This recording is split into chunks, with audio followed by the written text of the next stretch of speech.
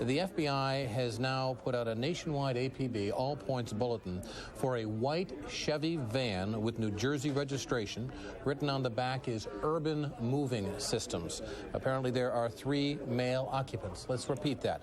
The FBI has now put out an APB, an all points bulletin, nationwide. They're looking for a white Chevy van with New Jersey registration, and written on the back of the white van are the words Urban Moving System. Apparently this van is carrying 3 male occupants. Obviously, if you see this van, you're asked to contact the FBI immediately. We want to take a look at the 2 flights that were involved in the terrible crashes out of Boston today. We're now being told that both these flights, American Airlines Flight 11 and United Airlines Flight 175, these are the 2 planes that actually crashed into the 2 towers in New York this morning. We knew all along that American Airlines Flight 11 was involved in the Twin Towers crash, but we were uncertain about the United Airlines flight. We're now being told that, in fact, the second Boston flight is the second plane that crashed into the World Trade Center in New York City this morning. Obviously, Logan Airport remains closed at this hour and will remain closed until at least, we're being told, 11 a.m. or noontime tomorrow. This has had a wide-reaching effect here in the city of Boston. Let's check in with Christina Hager, who is in downtown Boston. Christina? Well, Joe, the word we keep hearing from people out here is ghost town. People talking about how quiet it is here on Boylston Street in the Back Bay, especially for this time of day. A lot of businesses have shut down. The Prudential building behind me, hundreds evacuated from there. You can see the flag is at half staff there. Also, the John Hancock building down the street evacuated, thousands leaving there. And people are now grappling with the idea that no one is immune from the kind of violence that we saw today. It's just shocking. Can't believe it. I feel like it's not something I ever thought I would see in my lifetime. You know what I mean? It's bizarre. I feel like you're in a bad dream. You know, no one's really safe, and you just don't know what's going to happen. You know, this is just really almost kind of a little wake-up call sometimes. A lot of people died today, you know, and it's just terrible. It's the worst crisis in my lifetime, definitely. Oh, it's kind of devastating. It doesn't feel quite yet like it's real quite yet. You know, some people had some loved ones they're still trying to get in touch with, and I guess for them it's more upsetting. Back here live on Boylston Street in the Back Bay, you can see the flag is at half staff in front of the Prudential building. Clearly the reality, the destruction that has gone on is on the minds of everyone here. Many people have been talking about how they've been trying to contact loved ones this morning, particularly in New York and Washington, D.C. That jammed up telephone lines. Traffic was also jammed up here in the Back Bay this morning as everyone tried to leave at the same time. The T decided to waive all fees, and the Mass Pike is waiving all tolls in an effort to move people out of the city, and it looks like that has worked. Again, it's very quiet, very somber out here, and again, the word we keep hearing is ghost town, probably the way it is at a lot of cities around the country right now as the reality of this sets in. Live in the Back Bay in Boston, Christina Hager, WBZ4 News. Joe, back to you. All right, thank you, Christina. Of course, a lot of people are wondering about tomorrow and what tomorrow will bring. We hope to hear from Acting Governor Jane Swift in just about 12 minutes. She will update us on the state here in Massachusetts. Of course, the pilot of the American Airlines Flight 11 that died this morning has been identified as John Oganowski from Dracut, Massachusetts. He was a senior pilot with American Airlines. His wife, Peggy, an American Airlines flight attendant. He leaves behind 3 young children. The co-pilot, we're being told, or actually the other pilot on board the American Airlines flight this morning, is being identified as Tom McGinnis of Stratham, New Hampshire. That information was confirmed with an official with his church. Also on board was one of the co-founders and chief technology officer and board member of Akamai Technology in Cambridge. He is 31 years old. Daniel Lewin. He's survived by his wife and 2 sons. We're also being told that employees of TJX in Framingham were on board that American Airlines flight, which crashed into the World Trade Center just around 9 o'clock this morning. We, of course, will continue to follow this story very closely throughout tonight and in the days to come. For now, let's go back to Dan Rather and CBS. And very recently, I think one of the senators said, look, we had no idea this was coming. On the other hand, there have been repeated reports in recent weeks, and I would say over, let's say, the last 6 weeks, that some terrorist somewhere was planning something because, among other things, a part of the U.S. fleet was put to sea in the Mediterranean. The Marines were withdrawn from an exercise in Jordan. And indeed, there were calls from officials in intelligence agencies, which I don't feel free to talk about the details, but to journalists even, saying, look, something is up, but if you know how we came to this information, please don't talk about it. Now, that's on the one hand. On the other hand, is contrasted with these reports today, well, we had no idea this was coming. Try to sort this out for our viewers. Well, this is the constant problem you have of this noise level of threats all over the world of varying degrees of credibility, and you have to pay attention to all of them because, of course, the one you don't pay attention to could be the real threat. And so the U.S. for months now has been reacting to intelligence that it has picked up about the possibility of an attack here or an attack there.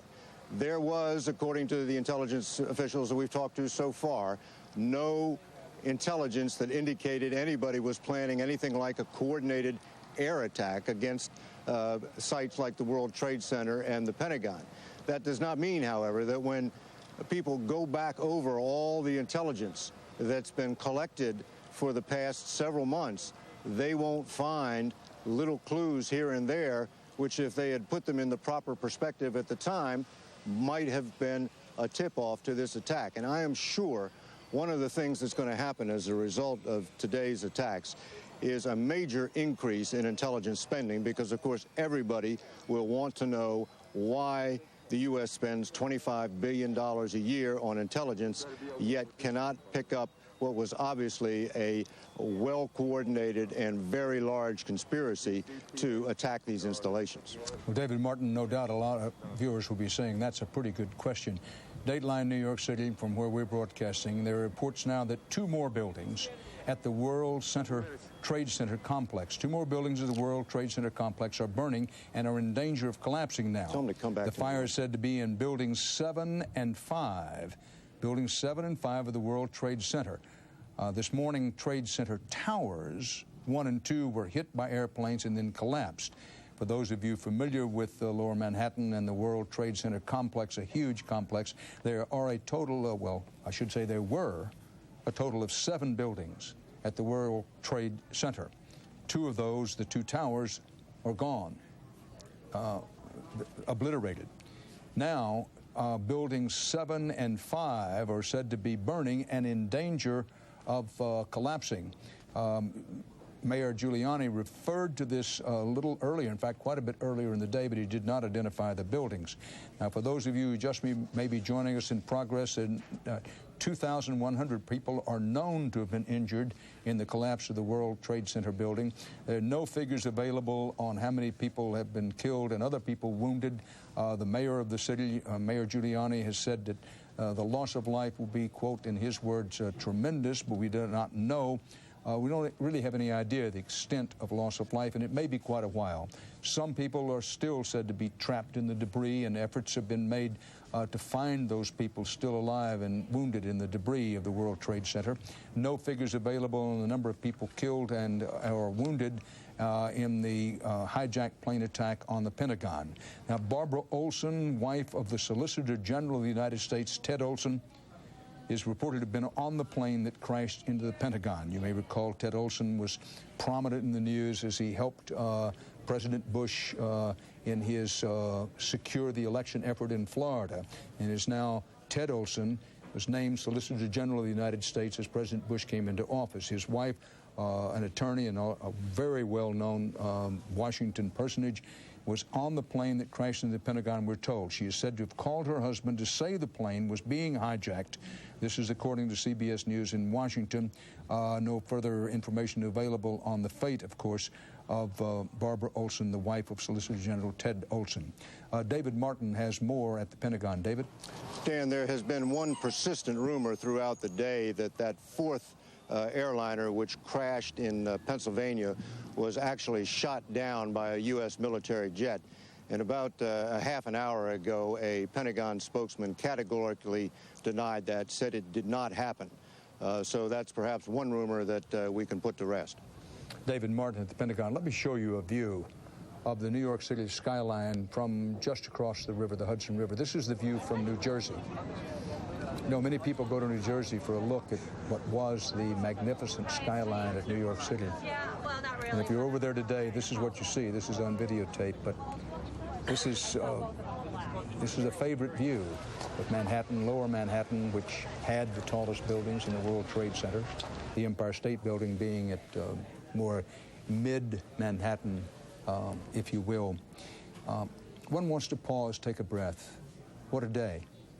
What a time. Another day that will no doubt live in infamy, in history, and the story is still developing. Now, if you're at home saying, well, I'm hearing a lot, but I'm not getting a lot of facts, let me say to you that the facts are few. We don't know how many people have been killed in New York, or for that matter in Washington. Many more in New York than in Washington, and the nature of things being what they were. We don't know how many people have been injured. 2,100 was the last actual injury figure, and everybody said, you know, that's just the early figure. What we do know, we have reporters on the scene. New York hospitals in and out of the area around the World Trade Center have been inundated with casualties. Doctors, hour after hour, have been doing triage work. Triage meaning deciding who should be treated and who can afford to wait later. This is the live picture of Air Force One leaving Offutt Air Force Base in Nebraska. President Bush reportedly headed back to Washington. We've noted before, we note to you again that he was headed back to Washington earlier today when he left Florida, but we are told on advice of the Secret Service, among others, the decision was made to take him to Louisiana instead. From Louisiana, went to Nebraska. Now, as you see, as Air Force One heads east, the president is said to be headed back to the White House, as had been mentioned several times. In terms of symbolism, obviously it would be desirable to have the President of the United States in the White House and spend this night in the White House. But of course, national security and the President's security comes first. Bill Plant is at the White House. Bill? Dan, actually, they won't let us near the White House just yet. We hope to get back there soon. There are a couple of ways the president could get back. He may be on that plane, and we think he is coming to Washington.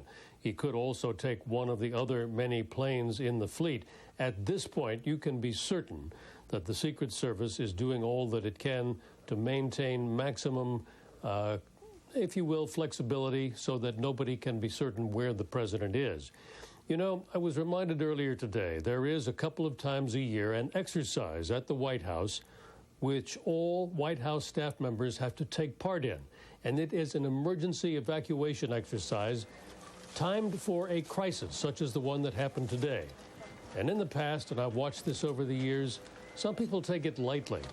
And yet, when it happened, when something like today happens, the people were evacuated, the grounds were evacuated, and apparently the people who needed to go to the command bunker, the Situation Room, beneath the White House, went there successfully. And now we expect that the president will want to spend, as you said, the night in the White House because he doesn't want to look like he's in hiding. That's probably the last thing this administration or any other wants after an attack such as the one which happened today. And Dan, in the category of putting rumors to rest, let's just repeat that there was a rumor earlier today that there had been an aircraft which struck near the Camp David presidential retreat in Maryland's mountains. That is categorically not true, we are told, and it may have been confusion with the airliner that went down in Pennsylvania. So we await the arrival of the president. We hope to get back to the White House ourselves so that we can watch the process of government and the process of getting to manage, getting our arms around this enormous tragedy. Let me just show you, if you could like, another late newspaper extra, this one from the Washington Post. The headline says, "Terror hits Pentagon and World Trade Center." Dan? Bill Plant in our Washington bureau, not at the White House. Bill is one of the most experienced White House correspondents anywhere, but he's confined to the bureau for the moment. Now, to clear up this business about Camp David, and yes, we mentioned earlier in the morning what had been passed along to Jim Stewart from a high-ranking FBI official that was believed that a hijacked plane had crashed somewhere near the presidential retreat in Camp David, Maryland. If you look on your map, we're talking about a rather confined area of the Northeast when we talk about Washington, Maryland, Camp David, Pennsylvania. Now, to sort of straighten this out as best we can. Apparently, United Airlines Flight 93, bound from Newark, New Jersey to San Francisco with 38 passengers and 7 crew. This plane was hijacked, and while it was in the process of being hijacked, the FBI, operating on